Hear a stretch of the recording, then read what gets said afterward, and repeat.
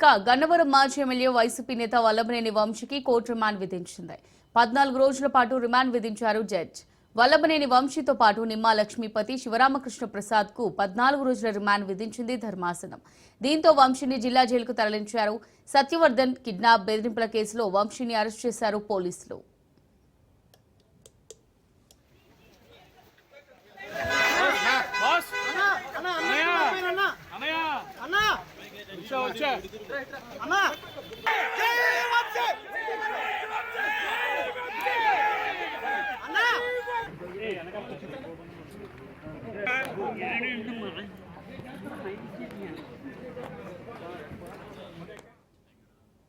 గన్నవరం మాజీ MLA YCP నేత వల్లభనేని వంశీకి కోర్టు రిమాండ్ విధించింది.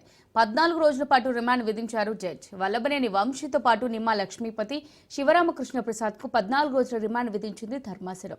దీంతో వంశీని జిల్లా జైలుకు తరలించారు. సత్యవర్ధన్ కిడ్నాప్ బెదిరింపుల కేసులో వంశీని అరెస్ట్ చేశారు పోలీసులు.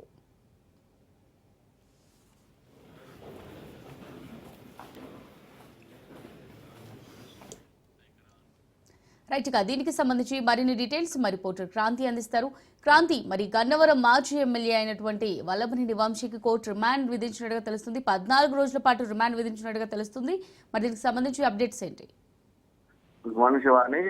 గన్నవరం మాజీ ఎమ్మెల్యే వల్లభనేని వంశీ హర్షవర్ధన్ అంటే టీడీపీ కార్యాలయంలో కంప్యూటర్ ఆపరేటర్ గా పనిచేస్తున్న హర్షవర్ధన్ కు సంబంధించి కిడ్నాప్ తో పాటు బెదిరించడం పైన ప్రస్తుతం పోలీసులు కేసు నమోదు చేయడం జరిగింది. దానిలో A1 గా వల్లభనేని వంశీ, A2 గా కమ్మ కోర్టులతో పాటు మరికొంతమందిని నిందితులుగా చేర్చడం జరిగింది. అయితే నిన్న దాదాపు 2:30 ప్రాంతంలో కూడా సుదీర్ఘమైన వాదనలు అయితే జరిగాయి. దానిలో ఈ కేసుకు సంబంధించి అటు రిమాండ్ రిపోర్టు న్యాయమూర్తికి సమర్పించిన నేపథ్యంలో పోలీసులు దానికి సంబంధించిన వాదనలు పూర్తి స్థాయిలో జరిగాయి.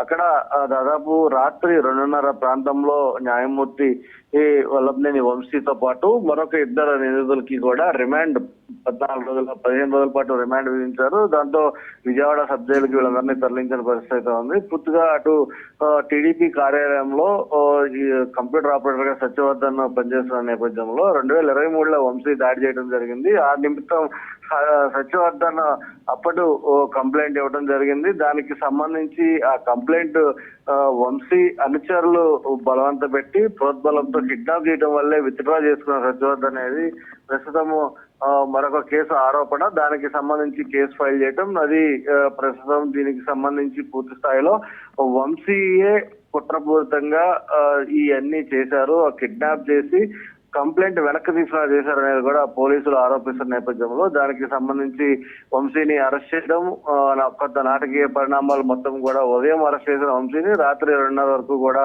అది కొనసాగుతూనే ఉంది. డ్రామా మొత్తం కూడా వైద్య పరీక్షల అనంతరం కూడా న్యాయమూర్తి SC కోర్టులో న్యాయమూర్తి ముందు హాజరుపరిచారు. దాదాపు అర్ధరాత్రి 2:30 వరకు కూడా ఈ ప్రక్రియ కొనసాగింది. అనంతరం న్యాయమూర్తి నిందితులకు ముగ్గురికి కూడా 15 రోజుల రిమాండ్ విధించిన పరిస్థితి ఉంది.